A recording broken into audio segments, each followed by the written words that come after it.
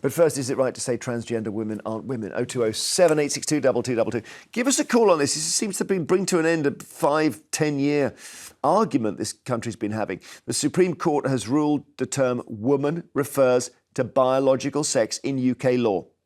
The unanimous decision of this court is that the terms woman and sex in the Equality Act 2010 refer to a biological woman and biological sex. But we counsel against reading this judgment as a triumph of one or more groups in our society at the expense of another. It is not.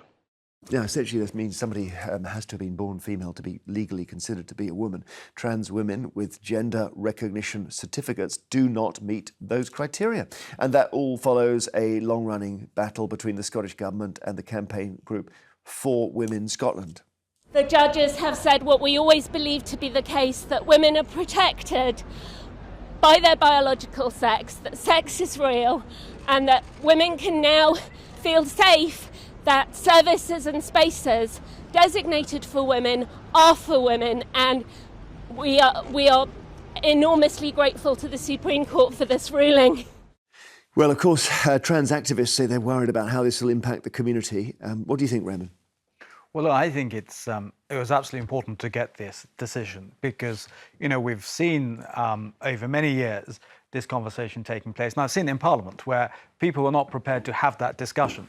And there were people who were saying, well, at the Prime Minister's questions, there were as to what is a woman and what is not a woman. And we're thinking, where has the common sense gone? The Equality Act was 2010. And I would say this now should put an end to that debate and provide clarity where a woman is biologically a woman, a man is biologically a man. And the whole issue then that comes on from that about single sex spaces and how that's applied, and also in the sporting context as to who can take part in what sports and what not. And I saw the statement yesterday by the IOC president in that regard. So I would say this now is important in providing clarity. And I saw the comments by Joanna Cherry, the former SNP Yeah, MP. she fell out with Nicola Sturgeon. Yes, yeah. Who called her a bigot for saying a woman is a woman. And then when she was talking about the issue of single-sex spaces in that regard. So I would say it's important to have this debate, and we should also ensure that the Equality Act also provides protection under protected characteristics for transgender individuals as well. Yeah, but we'll see how that works out, because that's a slightly sort of contrary thing, isn't it now? Let's speak to Ellie Gomersall, who's a transgender activist based in Glasgow. Does this mean, Ellie, the game's up? Well, look, this decision, it undoes 20 years of understanding that a trans person with a gender recognition certificate is, for almost all legal intents and purposes, that acquired gender. That being said, for the vast majority of trans people across the UK, actually nothing changes. This ruling only actually affects trans people who have got a gender recognition certificate, and it's so impossible to even obtain a gender recognition certificate in the first place. Vast majority of us haven't been able to get them. So for the vast majority of cases, actually, this will not have an impact. That said, I am worried about the impact this is going to have on my community in terms of whether or not it vindicates people or makes people feel more justified to discriminate against us, even in ways that this ruling doesn't actually impact. So it's really worrying. And I do think that it's important this was a decision that was made in the courts. It was a legal ruling made by judges. I actually think that this is the sort of decision that should be being made in our parliaments with representation from trans people ourselves, because trans people weren't heard throughout this debate. And as a result, I think we've now seen a ruling that is going to have a really significant negative impact on our lives. Yes, it might. I suppose what it means is... Oh, sorry, I could hear an echo. I suppose what it means, Nina, is that people who do not appreciate those who are born male identifying as women will now be able to say they're men, and that's not now a hate crime or anything like that. Yes, I think that is the worry. I mean, I firmly believe that science is science. My mother was a biology teacher. I'm a journalist. Facts are important to me, and I think that this clarification, because this is what it was of the 2010 law, the ruling, was to say yes, a man is a man and a woman is a woman, and everything that's binary and everything else is non-binary. But I worry that this could be taken as an excuse by people who are prejudiced to discriminate or to, in some way, make transgenders' life more difficult, because obviously it isn't an easy life. It's not a life you've necessarily chosen on a whim. Let me ask you a specific question. There was a scandal involving Edinburgh Rape Crisis Centre when it emerged that the women-only spaces had trans women in them. And not only that, its CEO had been born male. Did that need sorting out, or is it best that we just let that carry on? I think it does need to be sorting out, because I think the problem is, I've known someone a long time who transitioned over 30 years ago, and the thought that she might not now be able to go into a female changing room doesn't seem right to me. What women fear is the male predator who puts on a dress. What you basically fear is a penis as a weapon, if I can say that at this time of day. Okay. That's what women fear. Yeah. Ellie, what do you make of that? Well, I think the key takeaway from this is that the risk to women through things like misogyny and gender-based violence comes from men. It doesn't come from trans women. And as across the whole population, there are some women who will be sexual predators. There will naturally, therefore, be some trans women who are as well. That's the case for any group across the population. But the fact is that the vast majority of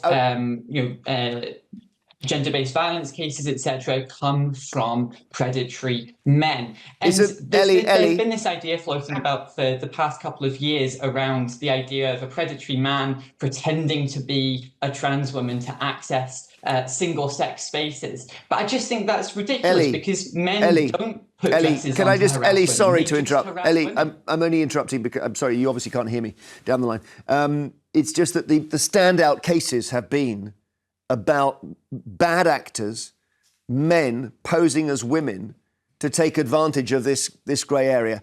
And the classic is a Scottish case of Isla Bryson, who was a rapist called Adam Graham, who clearly was pretending to be a woman. His wife of 20 years said in all that time he'd never mentioned that he was a woman. So it's not right to say, is it, that there aren't any cases of predatory men who are using these spaces?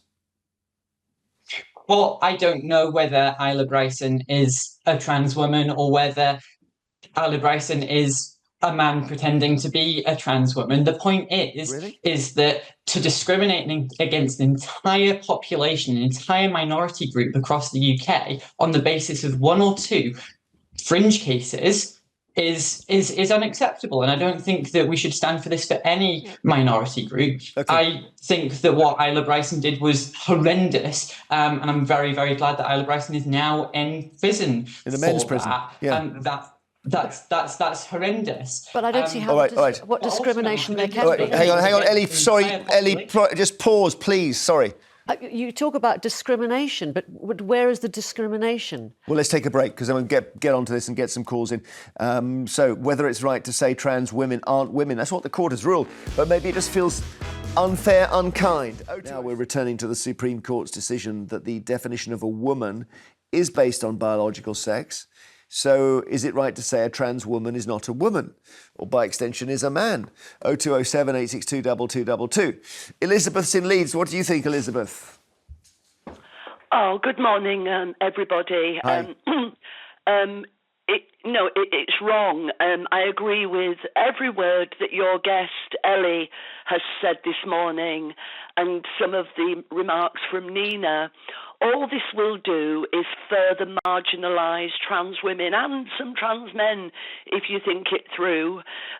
This does nothing about inequality, sexism, violent men, the extortionate cost of childcare, the long hours that women work at home and at work, the attacks on abortion rights, Trump saying there's no such thing as non-binary, there are only two genders, it's cruel, and the campaign for equality and liberation must go on. The issue of it being cruel is your opinion, but the judges are talking about biological fact. So it may be cruel, but it may also be right. Well, may I say that I'm a woman and I'm not defined by my genitalia. I'm defined by myself as a human being with a brain, a mind of my own, and my ability to interact in society and not make unpleasant judgments on other people. Rape convictions are an all-time low. There's far-right, there's Andrew Tate and people like this hating on women, as I say, attacks on abortion rights. These are the things that affect women, young women. I'm frightened of violent men. I'm frightened of male rapists. I'm frightened that my daughter and granddaughter may not be able to get a legal termination and so on.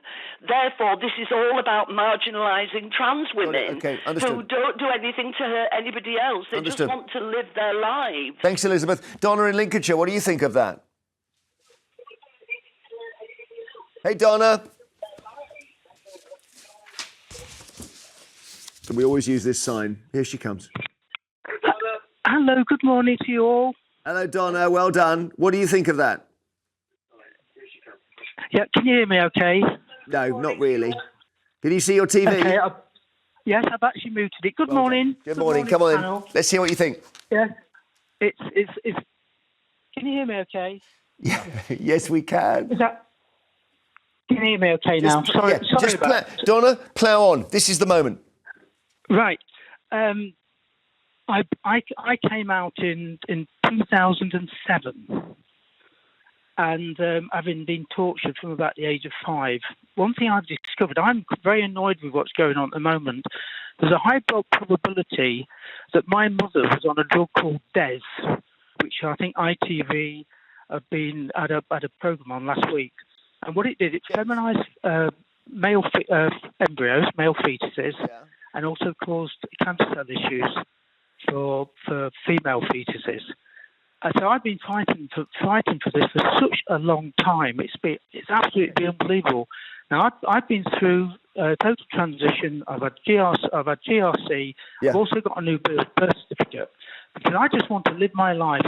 I knew I was in the wrong body, but I didn't put all the pieces of jigsaw together. I understand. Sorry, the line is so bad. It's driving me nuts. But I've got it, and I appreciate your call. And you've transitioned, and this is bad news for you. Michael in Carmarthen, what do you think? Well, I think the judgment is right, sadly, for trans people, and I don't know whether it's relevant or not, but I'm a gay guy, and I'm happy being gay. I don't shout it from the rooftops, etc. And I'm in a minority, and hope people don't discriminate against me, etc.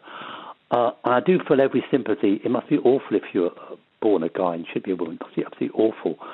And I'm quite happy to accept someone that's trans, and they certainly shouldn't be victimised or picked on, etc. But men have an X and Y chromosome, and women have two X chromosomes. So sadly, I'm quite happy to accept a man that's transitioned to a woman, but sadly, unfortunately, biologically, you're not really a woman. Yeah. I think we should Ellie, treat people with respect. Ellie? Sorry, I'm struggling to hear a little bit on the line. I mean, look, I heard what Elizabeth was saying from Leeds, and I think that she makes some really, really important points there. In particular, talking about things like the access to abortion, which is being rolled back in the United States, for example. And actually, there are a lot of links between the organisations that were campaigning for Roe v. Wade in the States to be overturned, and the organisations campaigning for this ruling just yesterday. And I think that the common theme here is bodily autonomy. We all want to be able to just go about our daily lives, have control of our own bodies, and be able to access the services that are right for us. Ellie, what do you think of earlier on about the one of the things the judges mentioned was lesbians who, and there's been a whole separate issue about lesbians who go on dating websites and find there are people on there who are, let's say, born male. I mean, they actually may not even necessarily. I heard there's 20% of 20%. 20% are on. I've heard this on lesbian dating apps are men saying that they are lesbians. Okay, so and that seems to be a big issue in the lesbian community, Ellie. Men going onto lesbian sites saying they're lesbians, and lesbians not able to say no, you're not. Well, I'd be interested to hear where that statistic came from. But the thing is that for some lesbians are also interested in trans women because trans women are women and lesbians are interested in women. Other lesbians aren't, and that's absolutely fine too. They're entitled to their preference. But the idea that, on a dating app, for instance, which, by the way, has got nothing to do with this court judgment. This court judgment does not impact dating apps whatsoever.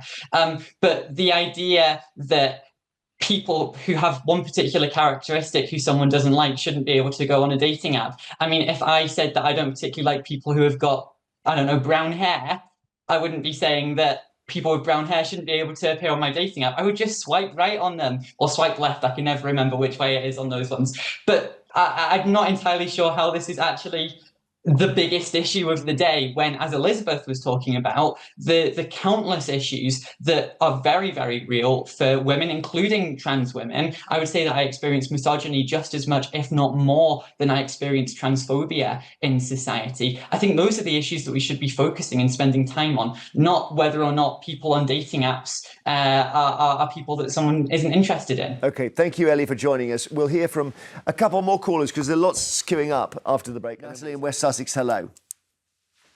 Hello. Hiya, Natalie, how are you doing? Oh, I'm doing really well, thank you. So, yes, I do agree with the outcome yesterday. I believe that the transgender women should be called transgender women. I was biologically born a woman. I have, I am a woman. My children are currently learning about all of this in school. They're at young ages and they've both come home and said to me, Mum, we're not allowed to call ourselves male.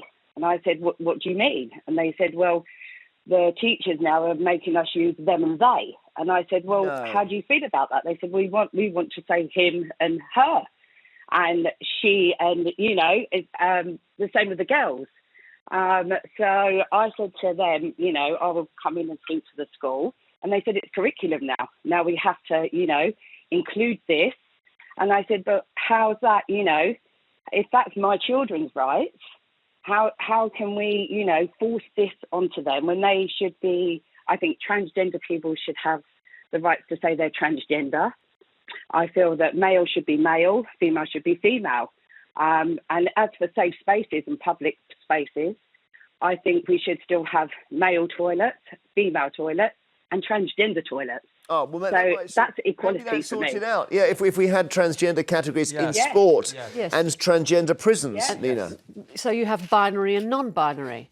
So you have, Miss, Mrs, Ms. That would be. But then in a transgender prison, you would have people born male and people born female, so you could have the same issues. Yeah. I don't know. Natalie, what does it? A lot of blokes. I mean, this is the headline. The Telegraph has gone in, hasn't it, with this trans women are not women. So they've taken that very, very binary position. A lot of blokes seem to just say, well, why can't we all just get on? Why does this matter? Well, I just think that, we have to just go to the facts. And that's what I think that's proved yesterday. Is that The right, court said, Rehman, or is that sometimes get unkind though? Just say so. For Ellie, for example, I wouldn't say you're not a woman, you're a man. That doesn't feel right. Well, no, but I think the question is, we looked at the whole issue where this debate started, and it's all about sensitivities. You can't say this and you can't say that. And people are then saying, what can you say? And the reality on that is, it's absolutely one should always be courteous and respectful and polite. But the ground reality is a woman is biologically a woman, a man is biologically a man. And taking Natalie's point now, I think the issue about the single-sex space is absolutely crucial, whether it's changing rooms, whether it's prisons. We talked about predatory behaviour, but there's also the concept of privacy and dignity. So, for example, if biologically women want to go to a change room facility, it should be for biologically women to be able to do that. The point about transgender space, you could have transgender men, transgender women in terms of sports, but there has to be a clear demarcation between biologically men and women, both in space and sports. But you're right, one should always be courteous and respectful to others. Natalie, thank you so much. Douglas in Edinburgh, hello. Good morning, panel. What do you think? The decision relates to women, not necessarily just trans women. It's about biological sex. What this decision means now is trans men who may have had masculinizing surgeries, and I'll leave that to your imagination, trans men now cannot be trans men, they have to be women, and they will be in the same changing room at the swimming pool as my 6-year-old niece. Biological sex means biological sex. Therefore, trans men are going to be in women's spaces because this group of women say they are women. Yeah, I guess that's true. I mean, it's an unusual example, isn't it, Douglas? Because it's not a very common occurrence where you have a trans man who wants to find out which changing room to go into, but you're right. The trans man would now go. There are almost as many trans men as there are women. Yeah. And the ruling says if you have, the panel said used the word penis.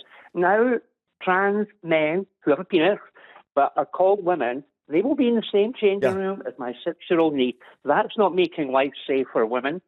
Yes, I mean, what's interesting to me, Douglas, is that none of this includes anyone talking about the actual surgery. So you'd think once someone like your friend has probably had gender reassignment surgery. Yes, decades. My trans friend has had and is a woman, and you would never know that they were ever male. But that's not part of this judgment. No, it's not. So, and I do. Douglas is right that there's going to be that would be included. There's going to be a whole lot of sorting out. This judgment was merely to clarify and to say once and for all, at birth you are either male or female. And I just want to pick Douglas up on something you said. You said this bunch. I think you said it was a bunch of these women are implying that it wasn't a judgment from the judges, that it was just because a bunch of women had decided this is what they wanted. Am I wrong in that, Douglas? All women are a political. Sorry? Go on, Douglas. A political organisation backed by J.K. Rowling brought this case. Yeah, but I the want judges, to know J.K. Rowling. The judges made the decision. Now going to what? Yes, but the Douglas judges made a decision, and the decision means that trans men now have to be in the same changing room as my little niece. All right, let me leave it because we've got to move on. But Douglas, thank you.